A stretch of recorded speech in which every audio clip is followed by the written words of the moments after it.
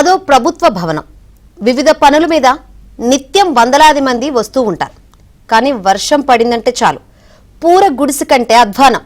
అది భద్రాద్రి కొత్తగూడెం జిల్లా మనుగూరు మీ సేవా కేంద్ర పరిస్థితి.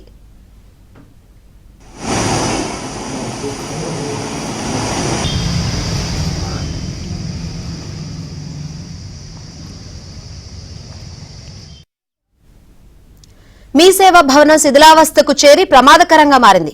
ఎప్పుడు కూలుతుందో తెలియని పరిస్థితి. వర్షం పడిందంటే చాలు కంప్యూటర్లు, విద్యుత్ పరికరాలు పాడవకుండా పాలిథిన్ కవర్లు కప్పుతున్నారు. కొద్ది రోజుల క్రితం సీలింగ్ ఫ్యాన్ ఊడిపడి మీ సేవా సిబ్బంది తలకు గాయమైంది. దీంతో సిబ్బంది, ప్రజలు భయంగా కాలం వెళ్లదీస్తున్నారు.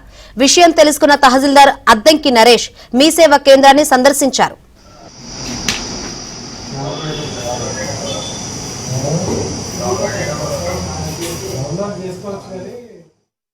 మా బిల్డింగ్ చాలా దయనీయంగా ఉందండి. ఇది పాత పురాతన బిల్డింగ్. ఇది వర్షం కురిసినప్పుడల్లా సెంటర్ మొత్తం లీక్ అవుతుంది. మొత్తం పెంచులు కూడా ఊడిపడుతున్నాయి. మాకు లాస్ట్ ఇయర్ కూడా ఎట్లనే అయితే ఎంఆర్ఓ గారు కొంచెం చొరవ తీసుకొని అందరిని పిలిపించి కొంచెం వేరే బిల్డింగ్ కోసం ప్రయత్నం చేశారు. అప్పుడు అందరు అధికారులు వచ్చారు, చెక్ చేశారు. ఎంపీఓ ఆఫీస్ వెనకాల బిల్డింగ్ ఇస్తా అన్నారు, కానీ అది ఇంకా ముందుకు జరగలేదు. దాని తర్వాత ఎవరు కూడా పట్టించుకోలేదు. ఇప్పుడు ఈ సంవత్సరం కూడా సేమ్ ఇప్పుడు 2 రోజులు వర్షాలు పడగానే సెంటర్ మొత్తం లీక్ అవుతుంది. మొన్న ప్రింటర్ ఒకటి పాడైపోయింది, లీక్ అయ్యి మొత్తం సెంటర్ మొత్తం కవర్లు కట్టుకొని చేయాల్సి వస్తుంది. మొత్తం పెంచులు కూడా పడుతున్నాయి. అంతకుముందు ఫ్యాన్ ఒకటి పడింది, ఫ్యాన్ పడింది నాకే దెబ్బతిరిగింది. ఇప్పుడు ఎవరైనా కస్టమర్లకు పడితే చాలా ఇబ్బంది. ఎవరైనా కొంచెం చొరవ తీసుకొని బిల్డింగ్ వేరేది ఏర్పాటు చేయాలని కోరుకుంటున్నాను. ఈరోజు తహసీల్దార్ కార్యాలయంలోని మీ సేవా సెంటర్ దగ్గరికి, గవర్నమెంట్ మీ సేవా సెంటర్ దగ్గరికి హాజరయ్యాము.